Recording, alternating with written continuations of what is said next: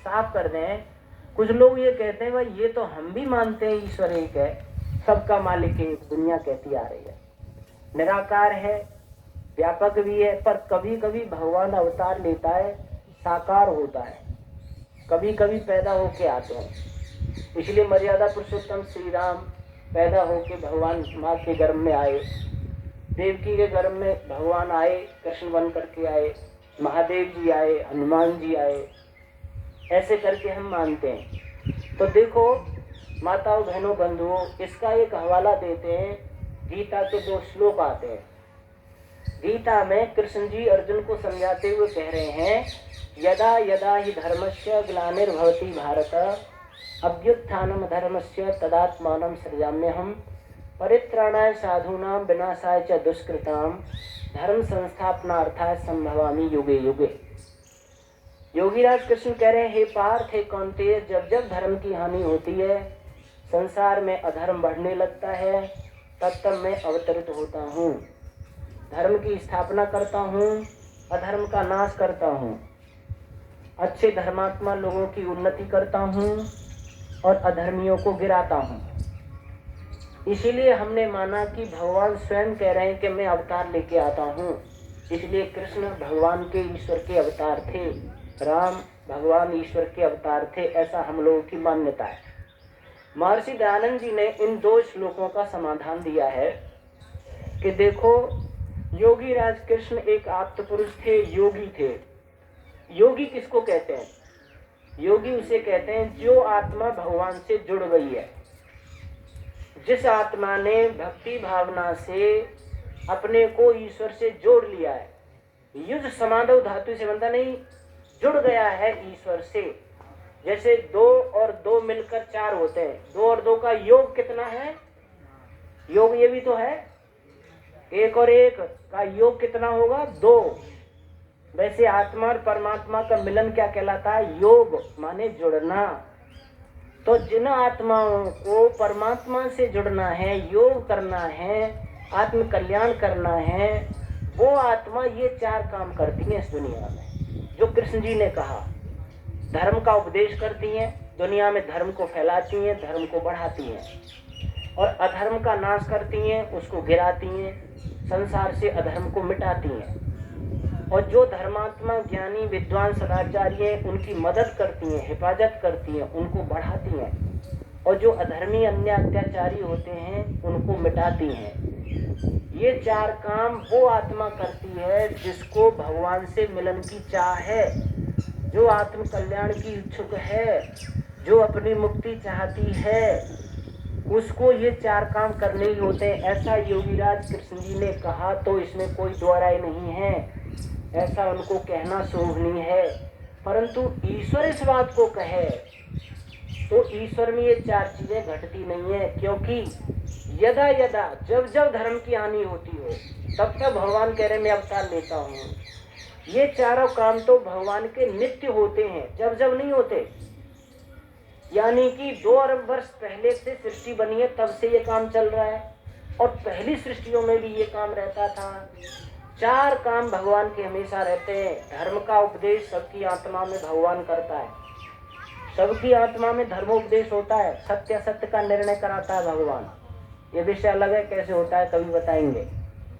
अधर्मी लोगों के अंदर भय शंका लज्जा करके मिटाता है, उनको रोकता है भगवान, और धर्म के काम में उत्साह उमंग उल्लास देके धर्म के कामों में लगाता है भगवान। और अधर्मी होते हैं उनको मिटाता है, दंड देता है, उनकी मृत्यु करता है, दुख देता है, उनको क्लेश देता है। और धर्मात्मा होते हैं उनको सुंदर सुंदर सुख रूपी फल देता है। देखो आप, हम ये कहते हैं कि रावण बहुत बड़ा अत्याचारी था, इसलिए भगवान ने अवतार लिया और रावण का वध किया। रावण के जीवन में छोटी मोटी कुछ घटनाएं देखते हैं, जैसे सीता जी का हरण किया रावण ने, और सीता जी को लंका में ले गया और अशोक वाटिका में बिठा दिया। 14 महीने सीता जी रावण के यहाँ रही, लंका में 14 महीने। लेकिन दूसरी बार उसने सीता जी के शरीर को स्पर्श नहीं किया। 14 महीने में जब विमान में बिठाने के लिए तो पकड़ा था सीता जी को, लेकिन फिर 14 महीने उसके पास रही पर दोबारा स्पर्श नहीं किया। उसको राजी करने में लगा कि तू मुझे पति मान ले, डराया धमकाया, लेकिन बलात्कार नहीं किया, स्पर्श नहीं किया। आज ऐसे रावण बता दें जो एक दिन में कई सीताओं का सतीत्व रोज नष्ट कर देते हैं। गद्दाफी, सद्दाम हुसैन, बड़े बड़े अन्य अत्याचारी थे, रावण तो उनके पास अंग नहीं था, जो कई कई बेटियों का सतीत्व एक एक दिन में नष्ट कर देते थे। उनको तो भगवान पैदा नहीं हुए मारने के लिए। साधारण पुलिस फोर्स ने उनको मारा, साधारण एक कोठरी में बंद होकर के चूहे की तरह मारे गए। ऐसी बात नहीं है कि भगवान किसी अन्य अत्याचारी को मारने के लिए शरीर धारण करे। जिसको मारना चाहे उसे मारने में देर कितनी लगती है, सबके अंदर व्यापक है। अंदर ऋषि कहते हैं एक नसनाड़ी को बंद करता है, धमनियां 3 जाती हैं हृदय से, 3 धमनियों में ब्लॉकेज आते हैं, तुरंत अटैक पड़ता है, मर जाता है। देर नहीं लगती है भगवान को मारने में। बड़े बड़े लंबे तगड़े हष्ट पुष्ट, मेरे गांव के पास में, जन्मभूमि के पास में वार गांव, 7 फुट का जवान मिलिट्री से रिटायर, और वो एक दुकान पे टमाटर की टोकरी रखी, भाई क्या भाव दिए टमाटर, वो दूसरे और ग्राहकों को निपटा रहा था, का 20 भाव दिए। इतना सुना कि वो टोकरी पे गिर पड़ा। उसने अरे क्या करें, मैं टमाटर पे चल जाएंगे, देखा तो खत्म। 7 फुट का जवान मिलिट्री रिटायर, इतनी देर नहीं लगी भगवान को मारने में। मारने में क्या देर लगती, बनाना बड़ी बात है, मिटाना बड़ी बात नहीं है। इस माइक को बनाने में देर लगेगी, तोड़ने में कितनी देर लगेगी बताओ? हारमोनियम को तोड़ने में ज्यादा देर लगेगी? आदमी को मारने में कितनी देर लगती है?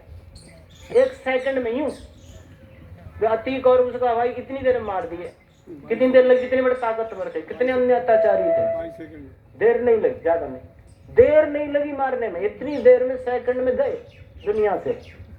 कोई भगवान अवतार लेके आए थे? माताओं बहनों, ईश्वर को जन्म मरण में आने की जरूरत नहीं है। जन्म में आएगा, शरीर बनेगा, नसनाड़ियों में बंधेगा, कभी फोड़ा फुंसी होगी, कभी भूख प्यास लगेगी, कभी दुख दर्द होगा, कभी हारी बीमारी होगी, कभी संबंधियों में, कभी युद्ध लड़ना पड़ेगा, तो जीवात्मा की तरह हो गए। भगवान ही हमारी तरह ही दुखी सुखी हो रहा है। मर्यादा पुरुषोत्तम भी हमारी तरह रहे।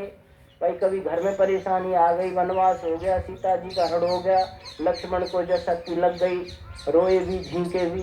ईश्वर को इन चीजों में आने की जरूरत नहीं है।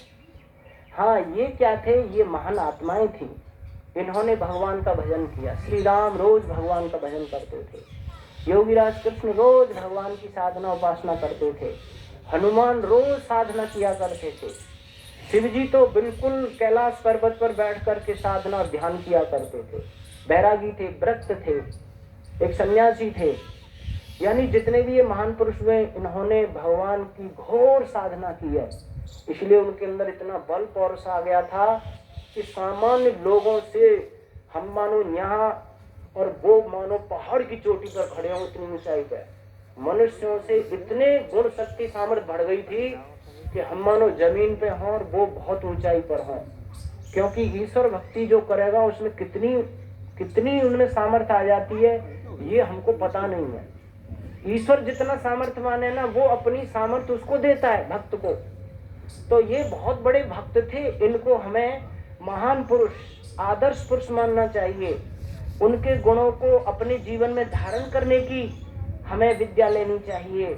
और उन्होंने जैसे ईश्वर भक्ति की और महान बने, वैसे हमें ईश्वर भक्ति करके वेद पढ़ के महान बनने की कोशिश करनी चाहिए, ये करना चाहिए। पर ईश्वर को संसार में पैदा हो फिर मरे, ऐसी जीवात्मा की तरह उसकी गति हो, ऐसा देख के हम चलते हैं तो ये भगवान की अवहेलना होती है।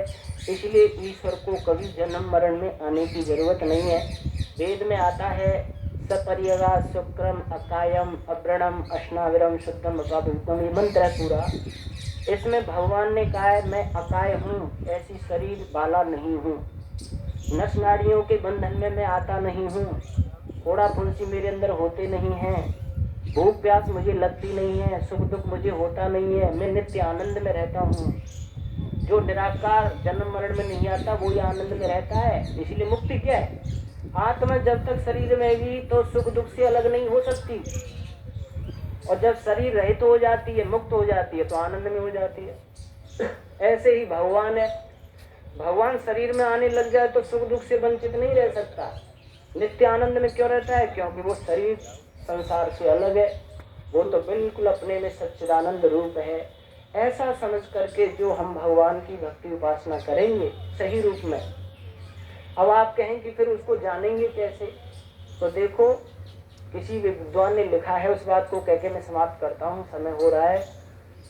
विद्वान ने लिखा है, तिलेषु तैलम दधनीप सर्पी आपः स्रोतः स्वर्णीषु चाग्नि एवमात्मनि गृह्यते असौ सत्ये नैनम तपसा ये न पश्यति।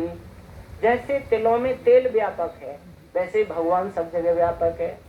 जैसे दही में मक्खन व्यापक है, वैसे भगवान सब में व्यापक है। जैसे पृथ्वी में पानी व्यापक है, वैसे भगवान सब में व्यापक है। जैसे लकड़ियों में अग्नि व्यापक है, अरण्यों में, वैसे भगवान व्यापक है। तेल कब दिखाई देता है? तिल को पीड़ोगे तो तेल दिखने लगेगा। मक्खन कब दिखता है? मथनी से मथोगे दही को तो मक्खन दिखने लगेगा। पानी कब दिखता है? कुआं खोदते जाओ, स्रोत आपस में आएंगे, पानी दिखने लगेगा। कुएं में पानी निकलाता है क्यों? अग्नि कब दिखाई देती है? लकड़ियों में माचिस का खोल, माचिस की तिल्ली, अग्नि दोनों में है। ऐसे रगड़ मारोगे, अग्नि प्रकट हो जाएगी। अग्नि तो थी, प्रकट कब हुई? घर्षण से, दो के घर्षण से। वैसे ही सत्य और तप के रगड़ से जिस स्त्री पुरुष आत्मा ने अपने जीवन में पूर्ण सत्याचरण को धारण कर लिया और पूर्ण तपस्वी जीवन जीने लग गया, सत्य और तप की रगड़ से आत्मा का साक्षात्कार, ब्रह्म का साक्षात्कार होता है। जैसे हमें आनंद का साक्षात्कार होता है, सुख दुख का अनुभव होता है। साक्षात्कार एक अलग विषय है, वो भगवान की व्यवस्था से प्राप्त होता है। हमें केवल पात्रता हासिल करनी पड़ती है, हमें भगवान को जानने की योग्यता हासिल करनी पड़ती है। हमारा उठना बैठना, चलना फिरना, लेन देन, देखना सुनना चखना इतना सुंदर हो, भगवान की बिल्कुल आज्ञा के अनुसार हो, तो भगवान अपने आप उस आत्मा में अपने स्वरूप को प्रकट करते हैं। यानी कि भगवान स्वयं ही अपना दर्शन कराते हैं, पर दर्शन करने की योग्यता आपको हासिल करनी पड़ेगी। जैसे कोई व्यक्ति गुरु के पास जाए तो गुरु उसमें पात्रता देखता है, ये मेरी विद्या को ग्रहण भी कर सकेगा कि नहीं, इसमें योग्यता है कि नहीं। उसी को तो विद्या दी जाएगी जो उसकी विद्या को धारण कर सके, ले सके, वो उसकी पात्रता देखता है।